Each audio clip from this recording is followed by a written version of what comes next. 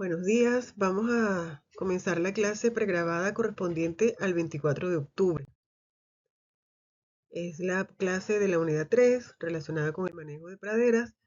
Específicamente vamos a hablar de malezas en sistemas pastoriles.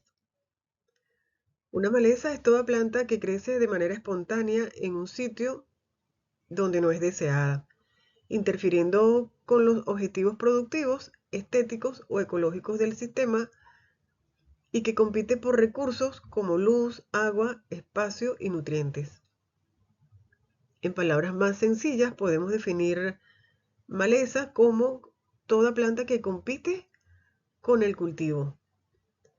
Es un término relativo. Por ejemplo, un rosal que crece en un jardín es una planta que forma parte del cultivo. Es atendida, es cuidada y es deseada. Pero si ese mismo rosal crece en medio de una pradera, se convierte en una maleza. Sin embargo, la palabra maleza viene del latín malitia, que significa maldad, y caracterizar a una planta con ese significado quizás sea un poco exagerado. Es por eso que se ha planteado el uso de la palabra arvense. Arvense es una planta que crece en los sembradíos y no necesariamente es mala per se, sin ser mala per se. Este trabajo que está colocado allí en Blackboard, Malezas o arbences, una propuesta conceptual para su manejo agroecológico, establece precisamente la explicación que los autores proponen. Es una revisión de literatura en la cual se plantea el uso de la palabra arbense y además se plantea una propuesta para su manejo agroecológico que implica que no necesariamente las malezas son malvadas y que no debemos exterminarlas porque ellas también pueden tener algunos beneficios ecológicos. Los efectos de las malezas incluyen: reducen la productividad del cultivo, disminuyen la calidad de la pradera o pastura, interfieren con el consumo del forraje, pueden afectar la palatabilidad del forraje, algunas pueden ser tóxicas, todas compiten por agua, luz, nutrientes, por el espacio que podría estar siendo ocupado por la planta cultivada. Algunas son hospederas de plagas y aumentan los costos de producción debido a la necesidad de aplicar técnicas o prácticas para eliminarlas o combatirlas. Sin embargo, las malezas o arbences también aportan beneficios ecológicos. Por ejemplo, pueden ayudar a evitar la erosión, sobre todo en suelos descubiertos. Son hábitat y alimento para fauna silvestre e insectos. Constituyen además un reservorio genético natural. Esa fortaleza que tienen las malezas, esa capacidad de adaptarse a suelos áridos, secos, ácidos, a crecer en ambientes en los cuales otras especies no son capaces de crecer adecuadamente, es consecuencia de su carga genética. Por lo tanto, mantener malezas en situaciones en las cuales pueden ser utilizadas en el futuro en ingeniería genética para utilizar esos genes e incorporarlos en otras especies que son cultivadas y que pueden, a través de la ingeniería genética, obtener esa fortaleza que tienen las malezas, que puede estar contenida en algunos genes. Algunas malezas también pueden extraer sustancias tóxicas del suelo como cadmio, mercurio. Ese proceso de utilizar seres vivos para desintoxicar o descontaminar se llama bioremediación. En algunas regiones también pueden ser fuentes de alimentos y también pueden ser utilizadas con fines medicinales, religiosos, domésticos. En general, las malezas son herbáceas, arbustivas o trepadoras. Son los tipos de biotipos que podemos conseguir en las malezas. Todas tienen una alta capacidad de adaptación, rápida reproducción, producen una gran cantidad de semillas. Esas semillas además tienen capacidad de permanecer en latencia. Latencia significa que están inactivas temporalmente, pero en cualquier momento pueden germinar. La mayoría de las plantas arbences tienen semillas con una capacidad de permanecer durante muchos años latentes. Y luego, cuando son sometidas a un estímulo de humedad, de presencia de oxígeno y radiación solar, entonces pueden germinar. Son de crecimiento rápido y muchas de ellas poseen tallos especializados que les da mayor resistencia, como bulbos, rizomas y estolones. Los factores que favorecen la aparición de malezas en sistemas pastoriles principalmente son el sobrepastoreo, la compactación del suelo, el mal manejo del descanso y rotación de los potreros, alteraciones climáticas como sequías prolongadas, lluvias intempestivas, la falta de renovación de pasturas y la ausencia del control físico, químico o biológico de las malezas. En general, la aparición de malezas en los pastizales es un indicador de sobrepastoreo, mal manejo o degradación del suelo. Se estima que 1 kilogramo de crecimiento de maleza corresponde a la reducción en 1 kilo de la masa del cultivo que está instalado en ese espacio. Las malezas en general pueden ser, de acuerdo a su ciclo de vida, pueden ser anuales, bianuales o perennes, dependiendo de la duración de su ciclo de vida.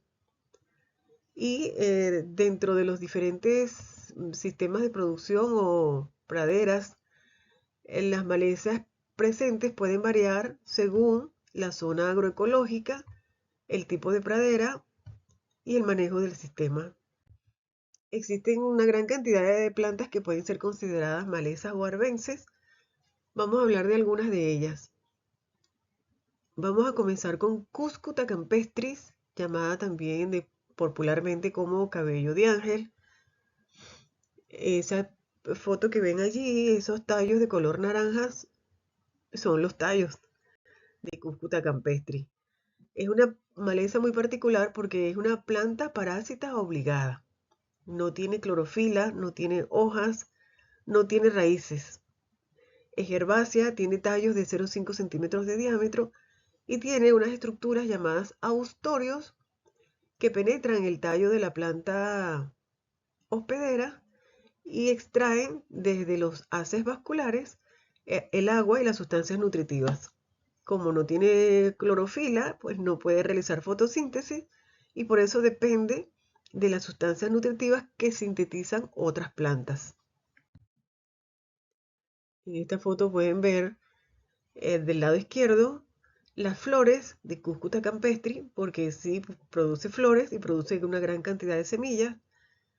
Y del lado derecho pueden ver un cultivo que está parasitado por Cuscuta campestris, invadido. Todos esos tallos de color naranja que se observan allí se corresponden con tallos de Cuscuta campestris. La semilla de cúscuta germina sin contacto directo con el suelo, es decir, no necesita estar en el suelo para germinar. La plántula debe encontrar un hospedero en pocos días o muere. Inmediatamente que toca una planta hospedera, la cúscuta forma austorios que penetran el tallo, principalmente el tallo del huésped, para extraer agua y nutrientes.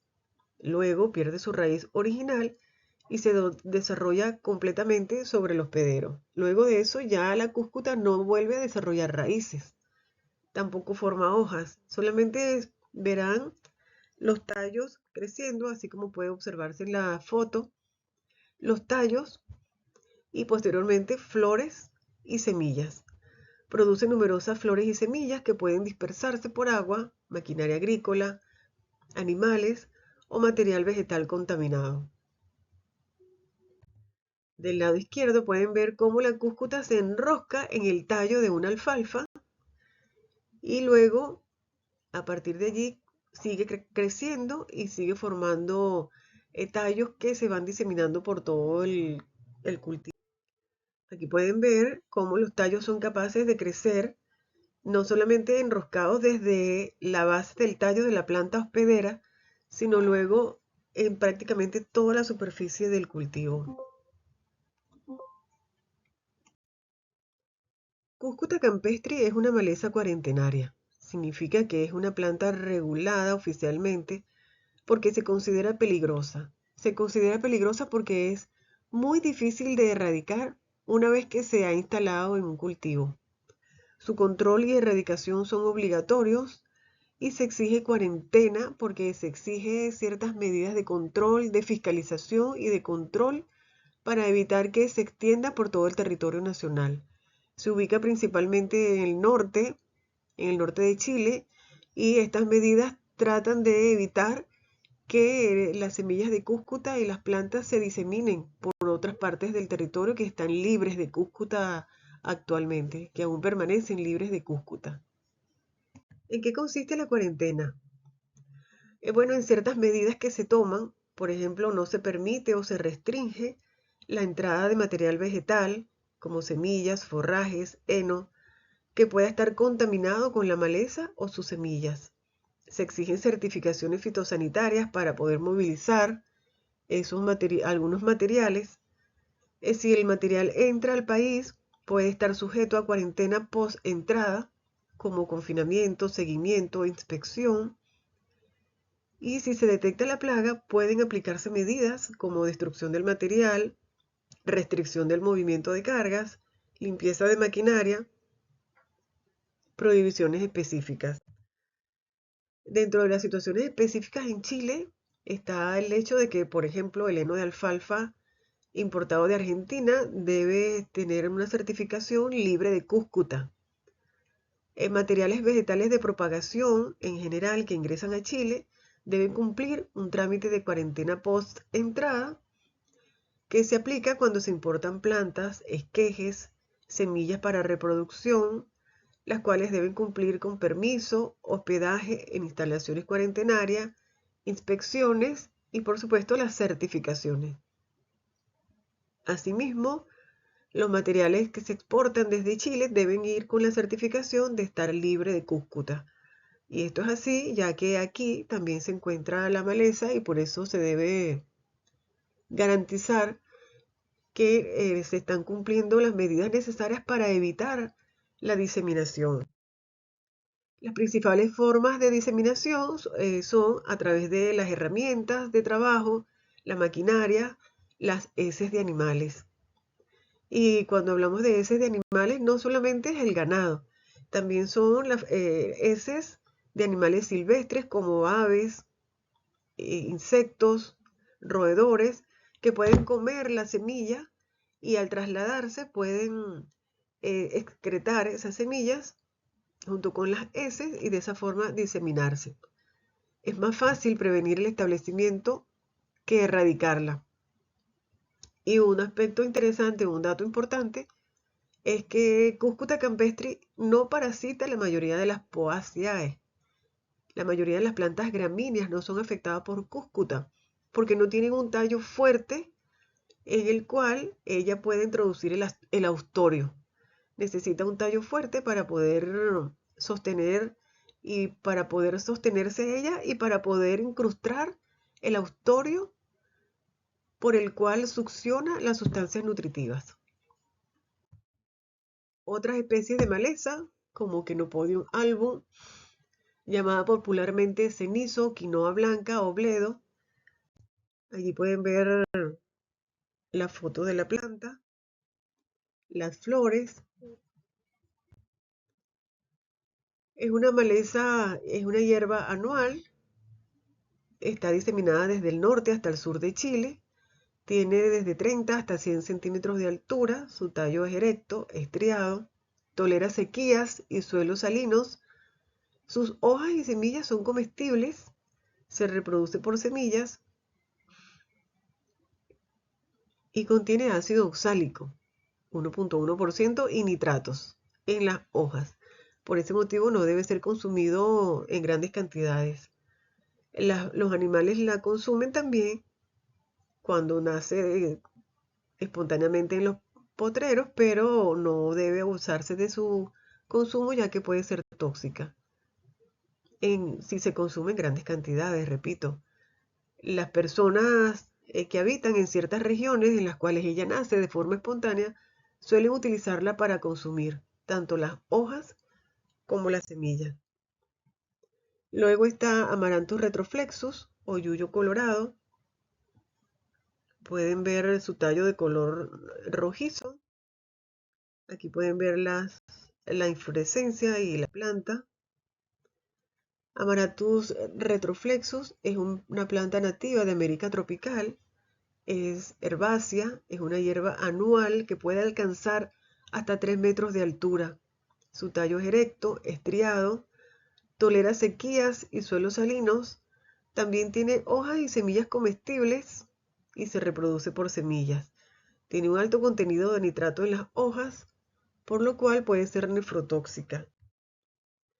Está luego Salsola cali, llamado también cardo ruso o barrilla borde. Allí pueden ver la planta. Suele crecer en suelos pedregosos o arenosos, como pueden ver en la foto. Es nativa de Europa y de Asia.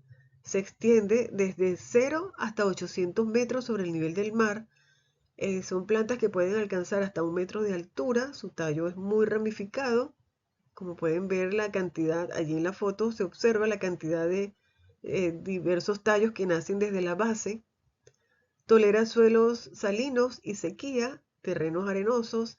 Se reproduce por semilla y puede contener un alto contenido de sodio, hasta 6%, debido principalmente a que es capaz de crecer en suelos salinos. Luego está Coleostephus miconis o margarita mediterránea. Es una maleza de flores muy llamativas, de color amarillo. Aquí pueden ver la flor. Es introducida desde Europa. Inicialmente se trajo con fines ornamentales porque es una planta muy vistosa, pero se ha diseminado en los campos, convirtiéndose en una arvense. Es una hierba anual de 20 centímetros de altura, tallo erecto, florece en primavera, tolera sequía, no es tóxica y se reproduce por semillas. También podemos mencionar esta otra arvense, Flaveria videntis, llamada popularmente balda. Aquí pueden ver las flores. Es nativa de América. Es una hierba anual que puede alcanzar hasta 1,20 metros de altura, tallos ramificados. Habita desde el nivel del mar hasta 3.000 metros sobre el nivel del mar. Es decir, que tiene un amplio rango de adaptabilidad. Florece de enero a marzo aquí en Chile. Convolvulus arvensis es una planta de flores muy vistosas, colores blancos, rosadas, fucsia. Nativa de Europa y Asia, es una hierba perenne que tiene tallos postrados. Luego está Senecio chilensis, una planta de flores color naranja muy vistosa. Es una planta nativa de Chile y Argentina, un arbusto siempreverde que puede alcanzar aproximadamente 25 centímetros de altura, tallos tupidos, crece en suelos arenosos, pedregosos, tolera sequía, contiene alcaloides, es tóxica para los bovinos y se reproduce por semillas. Existen muchas otras especies más, pero no vamos a mencionarlas todas. Las principales formas de diseminación de las arvenses siempre va a ser a través de maquinarias, implementos, equipos, la ropa de trabajo, las botas y a través de las heces de animales, no solamente animales en pastoreo, sino también animales que forman parte de la fauna silvestre, que consumen las semillas y las diseminan a través de las heces. ¿Cómo manejar entonces las malezas o arbences? Se propone un manejo agroecológico. El manejo agroecológico se refiere a manipular interacciones bióticas y abióticas en el agroecosistema para reducir las oportunidades de colonización, establecimiento y crecimiento de las malezas. No significa que debemos exterminarlas, solamente controlar su crecimiento. El manejo agroecológico establece dos grandes áreas, la prevención y el control. La prevención se refiere a todas las medidas que se toman antes de que la planta crezca o aparezca allí. Una vez que está establecida o que ha crecido, entonces se deben utilizar medidas de control. El control puede ser cultural, mecánico, biológico o químico. Vamos a hablar inicialmente de las medidas de prevención, que están relacionadas con evitar que las malezas crezcan en la pradera, pastura o potrero. Y las principales formas de prevención están relacionadas con utilizar insumos no contaminados con semillas de maleza, semillas certificadas que no vengan contaminadas con semillas de maleza, controlar el estiércol o las heces de otros animales que pueden haber llevado algunas semillas, limpiar los implementos y las maquinarias que se utilizan cuando se trabaja en una zona que tiene malezas. Cuando se trabaja en una zona en la cual hay malezas y no se limpian las herramientas o la maquinaria y se traslada a un espacio donde no había esa maleza, es muy probable que semillas o restos de tallos, de estolones o de rizomas vayan en esos materiales que no fueron limpiados y se disemina de esa forma la planta, la arbense. Por lo tanto, tener cuidado con los insumos, las semillas, el estiércol, las herramientas y maquinarias es la mejor forma de prevenir que ellas aparezcan. Pero una vez que están, entonces es necesario aplicar medidas de control. El control se usa para evitar que las malezas se propaguen o colonicen las áreas dentro de los potreros o praderas. Puede ser cultural, mecánico, químico o biológico. Vamos a hablar inicialmente del control cultural. El control cultural se puede realizar con diferentes técnicas, por ejemplo, preparación anticipada del suelo, rotación de cultivos o especies forrajeras, rotación adecuada de potreros, utilizar una carga animal adecuada para evitar el sobrepastoreo. El control cultural se refiere a las prácticas de manejo que se pueden hacer para evitar que las malezas o arbences se diseminen o se propaguen o se establezcan y colonicen un espacio. Las prácticas que favorecen el desarrollo del forraje son prácticas culturales, tener pasturas fuertes, competitivas, lograr una cobertura densa del pastizal que supere el crecimiento de las malezas y el manejo del agua para garantizar que la planta del cultivo reciba la suficiente agua, pero que esa agua no llegue a otras áreas en las cuales podría estar creciendo la maleza. Todas estas tácticas permiten realizar un método de control cultural basado en técnicas de manejo. En general, el control cultural protege el ambiente y es de bajo costo porque no implica mayor consumo de insumos. Luego está el control mecánico o físico, que utiliza técnicas que inciden directamente sobre la planta y que van directamente en una acción dirigida a la planta, a la maleza o arbense. Por ejemplo, desmalezado o corte. Desmalezado implica eliminar la maleza. Puede ser arrancándola de raíz, que es la mejor forma, o cortando. La labranza mínima también es una forma de control mecánico. Evitar labranza excesiva, el uso regulado del fuego o quema controlada, que no es muy deseado, pero en algunas circunstancias puede ser utilizado para control físico o mecánico. En general, el control mecánico o físico requiere mayor tiempo de trabajo, su efectividad es variable y requiere mayor mano de obra en comparación con otros métodos. Luego está el control químico. El control químico está basado en el uso de sustancias químicas llamadas herbicidas. Son productos químicos que destruyen plantas herbáceas. Los herbicidas inhiben procesos fisiológicos en las plantas, así es como actúan, inhibiendo ciertos procesos tales como la fotosíntesis, la respiración celular, la síntesis de lípidos, pigmentos, aminoácidos o la división celular. La forma en que inhiben esos procesos es a través de la inhibición de alguna enzima que actúa en uno de esos procesos. Al inhibir la enzima, pues se inhibe el proceso fisiológico. Los herbicidas pueden ser de dos grandes grupos, preemergentes o postemergentes. Los herbicidas preemergentes se aplican en el suelo descubierto, y evitan que las semillas de la arbense germine porque forman una película sobre la superficie.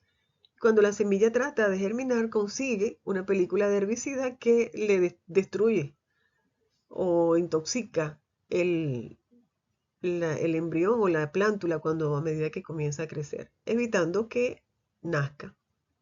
Y luego están los herbicidas post-emergentes, que son los que se aplican una vez que la planta está grande y ha crecido y no se ha podido evitar su crecimiento.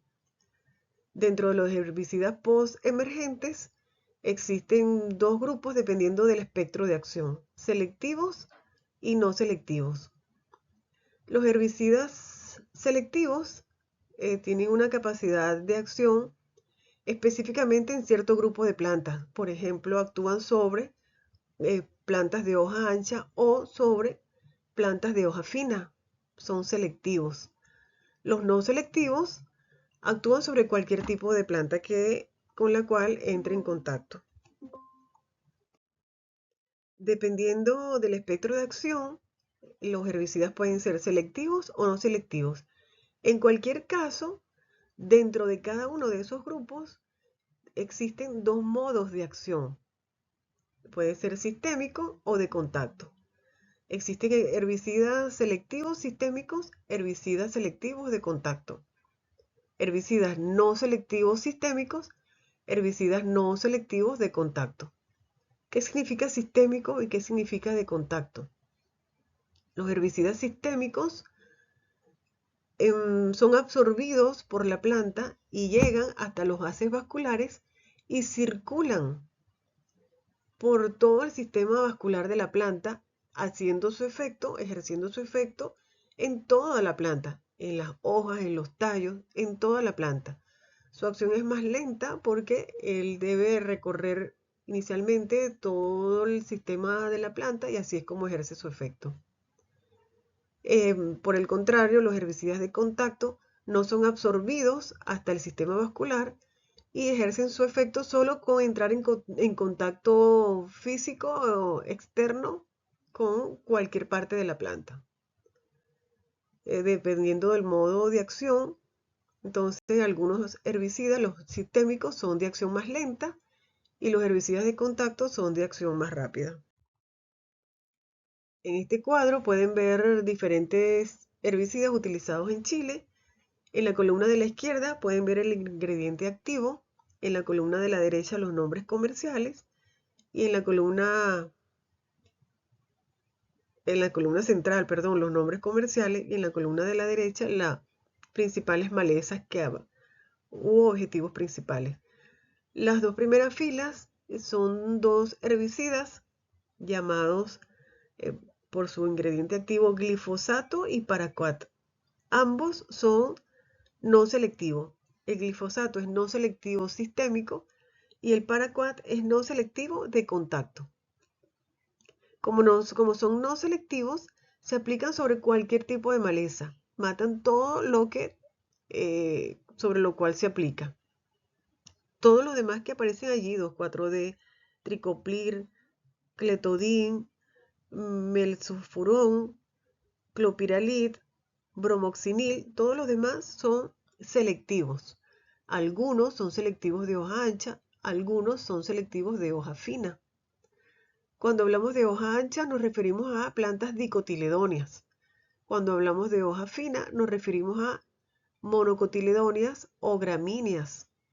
Cuando hablamos de plantas forrajeras.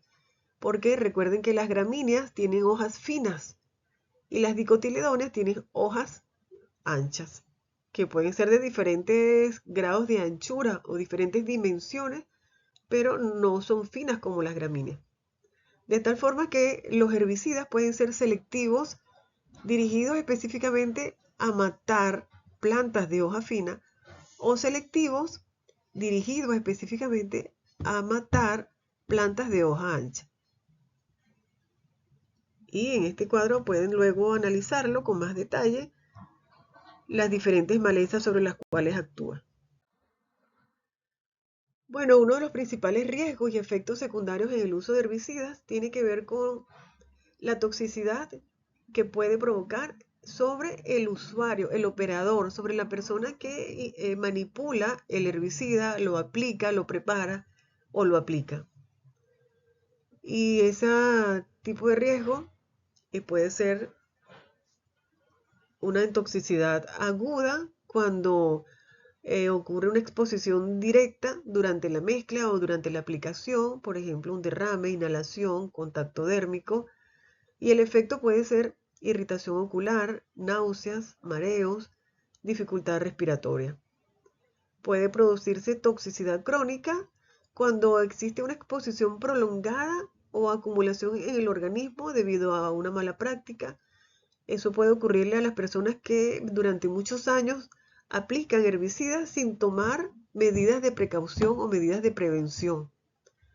Y a lo largo de los años o con el paso del tiempo, puede ocurrirle daños hepáticos, alteraciones hormonales o inclusive riesgo de sufrir cáncer o alteraciones genéticas en la descendencia. Y puede ocurrir luego la intoxicación accidental, cuando hay un almacenamiento inadecuado, cuando se contaminan aguas o alimentos por equivocación, y puede en ese caso provocar síntomas severos o incluso la muerte. Los riesgos también pueden ser para los animales que están en la zona. Por ejemplo, si un animal consume pasto que ha sido tratado con un herbicida y accede a ese pasto antes del periodo de resguardo que se debe conservar, el animal puede sufrir intoxicación directa. Si hay una ingestión repetida de residuos o forraje contaminado, puede provocar efectos reproductivos o neurológicos. Y para la para la fauna silvestre, como las abejas, que pueden entrar en contacto con flores o plantas que han sido tratadas con algún herbicida, entonces puede provocar la muerte y la destrucción de la población de abejas. En sistemas pastoriles se recomienda que los animales no deben pastorear hasta que haya pasado el periodo de reingreso indicado en la etiqueta, que puede variar entre 7 y 21 días dependiendo del producto. Pero no solamente existen riesgos para los animales, también existen riesgos para el ambiente. Los herbicidas pueden provocar contaminación del suelo por acumulación o persistencia del herbicida, lo que trae como consecuencia alteración de microorganismos, residuos en cultivos posteriores. También puede provocar contaminación del agua, el agua por escurrimiento o lixiviación, lo que trae como consecuencia toxicidad para peces, anfibios, contaminación de napas de agua. Las napas de agua son aguas subterráneas que también pueden ser sujetas a contaminación. Puede haber daño a cultivos vecinos por deriva del herbicida, por acción del viento o por aplicación equivocada, lo que trae como consecuencia fitotoxicidad o pérdida de rendimiento de esos cultivos a los cuales les ha sido agregado un herbicida por error. Luego hay un riesgo ambiental que está actualmente ocurriendo con mucha frecuencia, que es la resistencia de malezas. El uso repetido de un mismo principio activo en el herbicida provoca malezas resistentes. La consecuencia es en la generación de malezas que ya no responden al herbicida, provocando la necesidad de mayores dosis o mezclas. Las malezas resistentes a herbicidas desarrollan una capacidad hereditaria para sobrevivir e inclusive reproducirse después de recibir una dosis de herbicida que normalmente resulta letal para una planta silvestre de la misma especie. Ese problema del control químico es un problema que está a nivel mundial, ocasionándose a nivel mundial, debido al uso repetido de herbicidas del mismo herbicida o de herbicidas formulados con un mismo principio activo. Así como las bacterias desarrollan resistencia al uso continuo de un mismo antibiótico, eso está pasando también en las plantas, con el uso repetido de un herbicida, de un mismo principio activo, de un mismo herbicida. Entonces es un problema porque se transmiten los genes y forma plantas más fuertes y tolerantes a los herbicidas. Es por eso que es importante, por eso y por todas las razones que acabo de mencionarles, tomar medidas de precaución y buenas prácticas antes, durante y después de la aplicación de los herbicidas. Antes de aplicar los herbicidas es importante leer la etiqueta, respetar la dosis, el cultivo y el tipo de maleza, usar equipo de protección personal como guantes, máscaras, overol, gafas y botas, preparar la mezcla en zonas ventiladas y alejadas de animales, alimentos o cursos de agua, calibrar el equipo de aspersión para evitar sobredosificación y deriva. Durante la aplicación, evitar aplicar en días con vientos mayores a 15 km por hora o temperaturas mayores a 30 grados centígrados para evitar la evaporación del producto. No comer, beber ni fumar durante el trabajo mientras se manipula el herbicida o durante su aplicación. Aplicar en dirección opuesta al viento y mantener a las personas y animales fuera del área tratada. Después de la aplicación, lavar el equipo con agua y detergente, nunca cerca de los cursos de agua. Bañarse y cambiarse de ropa inmediatamente. Guardar los productos cerrados, rotulados, bajo llave, fuera del alcance de niños y animales. Y eliminar los envases vacíos siguiendo el programa de triple lavado y entrega a gestión autorizada. El programa de triple lavado se utiliza para descartar los envases en los cuales viene el herbicida. El herbicida generalmente viene granulado y se debe preparar diluyéndolo con agua. Y los envases en los cuales ellos vienen, se comercializan, no se deben descartar libremente a la basura porque también son contaminantes. Para evitar esa contaminación o para reducirla, se ha implementado el programa de triple lavado y entrega a gestión autorizada, que consiste en enjuagar con agua 3 veces el envase. Y el agua que se obtiene de ese lavado se debe agregar al tanque aspersor y se incorpora dentro de la aspersión de la siguiente aplicación del herbicida. De esa forma no se bota el agua de lavado en los cursos de agua o en otros sitios que pueden contaminar.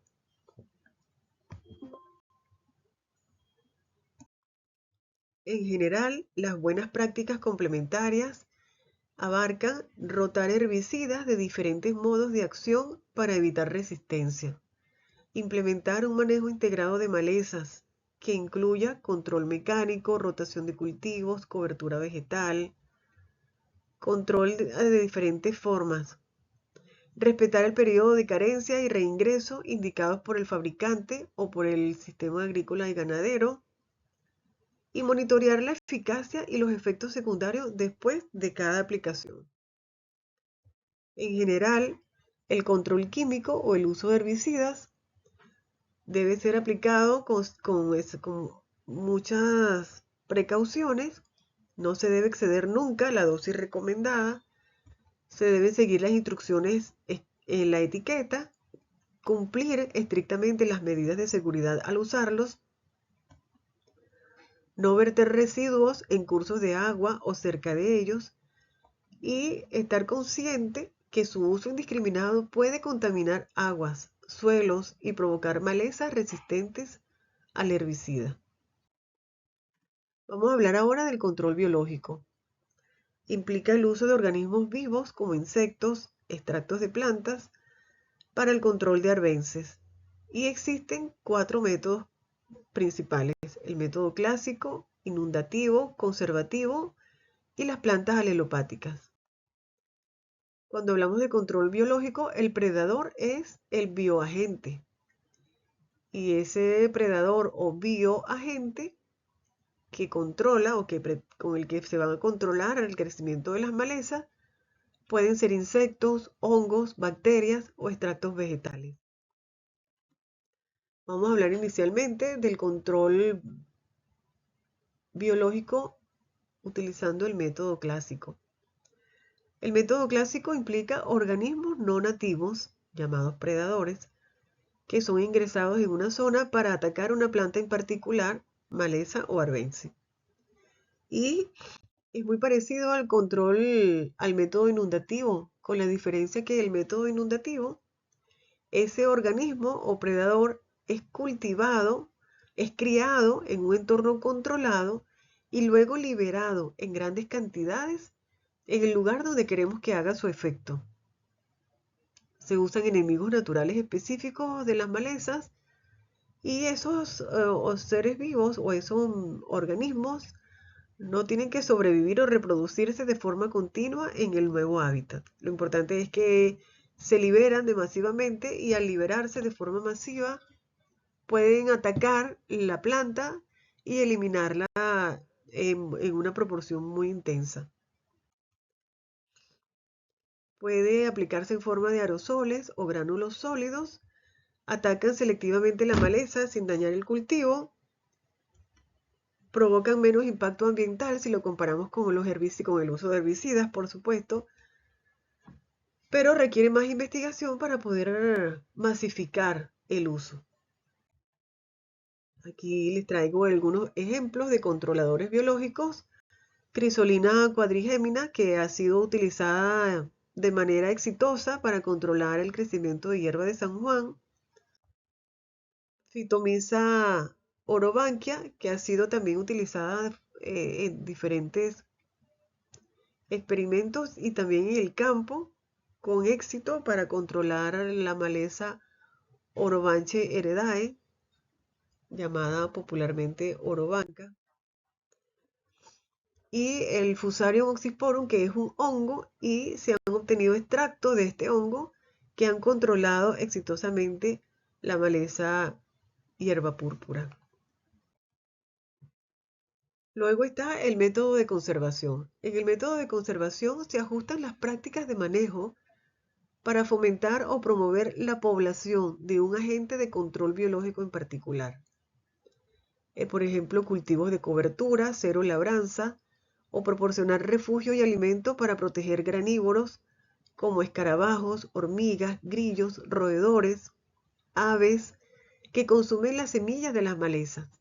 El método de conservación entonces implica tratar de proteger esos animales, insectos, roedores, aves, que también ejercen una forma de control biológica de manera natural, porque se alimentan de forma natural de semillas o de partes de plantas, de esas plantas que son consideradas arbences en un momento determinado.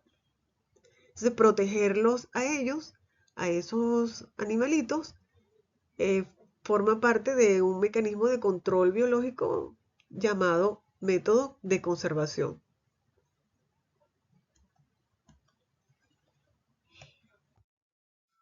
La labranza cero, como técnica de control biológico de malezas, es eficiente porque, en primer lugar, no perturba el suelo. Cuando no perturba el suelo, entonces no expone el banco de semillas de maleza que pudieron haber estado en las capas más inferiores, no las promueve hacia las capas superiores, por lo tanto no promueve la germinación de las semillas de la maleza.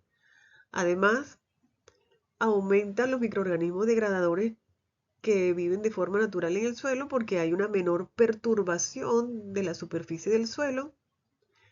Y la labranza cero además favorece una mayor cobertura vegetal, alelopatía y en consecuencia menor capacidad de establecimiento de la maleza o arbense. Luego están las plantas alelopáticas que también forman parte del control biológico. Las plantas alelopáticas son plantas que sintetizan compuestos químicos que tienen efectos sobre otras plantas. Esas sustancias alelopáticas deben ser liberadas al entorno y son metabolitos secundarios, principalmente ácidos, alcoholes, lípidos, terpenoides, glucósidos cianogénicos y compuestos aromáticos. Dentro de los ácidos, principalmente acético, butírico, fórmico, láctico, oxálico, succínico. Aquí pueden ver algunas las estructuras químicas que no se las voy a preguntar en el examen, solamente para que vean y no hablemos en el aire acerca de sustancias químicas sin tener una idea de cómo son esas estructuras químicas. El ácido acético, el ácido butírico, ácido fórmico, ácido láctico, ácido oxálico, succínico. Luego están los alcoholes, metanol, etanol, propanol y butanol. Algunos lípidos, dentro de los lípidos, los ácidos grasos, y aquí pueden ver algunas estructuras de ácidos grasos, el nombre común, la fórmula y los nombres sistemáticos. Están los terpenoides, que son muy abundantes como sustancias alelopáticas, alcanfor, pineno, cineol, diterpenos. Aquí pueden ver las estructuras químicas. Los glucósidos cianogénicos como durrina y amigdalina, que son los metabolitos a partir de los cuales se forma el ácido cianhídrico, que es altamente alelopático o tóxico. Y finalmente los compuestos aromáticos como fenoles, el ácido benzoico, derivados del ácido cinámico, quinonas, cumarinas, flavonoides y taninos. Aquí pueden ver las estructuras químicas de los fenoles, ácido benzoico, ácido cinámico, derivado del ácido cinámico, quinonas, cumarinas, flavonoides y taninos. Y están los glucosinolatos, que son precisamente los que contiene las brasicas. Bueno, las plantas alelopáticas que producen esas sustancias alelopáticas deben liberar esas sustancias por diferentes vías para que puedan poder ejercer el efecto en las otras plantas. Y existen 4 formas principales de liberación o 4 vías de liberación, que son la volatilización, porque muchas de esas sustancias son volátiles, los exudados de raíces, la descomposición o degradación de hojas secas que a medida que se descomponen liberan esas sustancias alelopáticas, y finalmente los lixiviados, que son sustancias que se mezclan con los líquidos y penetran en el suelo y van alcanzando las raíces de otras plantas donde ejercen su efecto. En este cuadro pueden ver algunos ejemplos de plantas alelopáticas, el efecto inhibitorio y la naturaleza química del compuesto. Está el Eucalyptus globulus, que inhibe la germinación y crecimiento de otras plantas. La naturaleza química del compuesto que produce son terpenos. Está Brassica rapa y Brassica napus, que hablamos de ella como cultivos suplementarios, pues también producen sustancias alelopáticas, glucosinolatos y metabolitos asociados con el glucosinolato azufrado. Inhibe la germinación de gramíneas y algunas hojas anchas. Y la salvia reflexa, que también actúa inhibiendo la germinación de semillas variadas a través de monoterpenos, pineno y cineol. Dentro de ese fenómeno de plantas alelopáticas existen algunas especies como Trifolium pratense que son capaces de producir sustancias alelopáticas que tienen efectos sobre la misma especie. Esa particularidad se conoce como autotoxicidad. Ocurre cuando se planta Trifolium pratense y se mantiene durante mucho tiempo en el mismo terreno. Ocurre que con el pasar del tiempo el Trifolium pratense comienza a tener una menor capacidad de crecimiento y es consecuencia no del agotamiento del suelo ni de la escasez de nutrientes o de agua, sino de las sustancias alelopáticas que se van acumulando en el suelo y que tienen un efecto sobre ella misma. Este es el caso de Trifolium pratense, conocido ese fenómeno como autotoxicidad.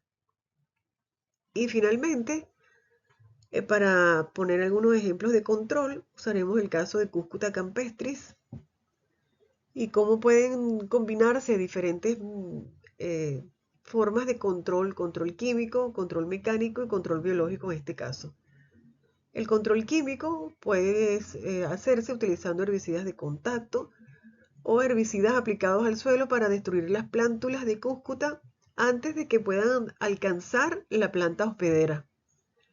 También puede hacerse control mecánico o físico, destruyendo la planta como tal, cortando, quemando o labranza repetida para evitar que crezcan otras plantas cerca. Y también se han hecho pruebas utilizando control biológico con extractos del hongo Colletotrichum gloesporioides, que ha tenido buenos resultados controlando Cúcuta campestris. No significa que se vayan a utilizar todos estos métodos de forma simultánea. Se pueden usar de forma alterna o uno u otro dependiendo de las circunstancias. Bueno, finalmente quiero decirles que en Blackboard van a encontrar un formulario de autoevaluación para que lo respondan y puedan practicar un poco el conocimiento adquirido o eso. Nos vemos en la próxima clase.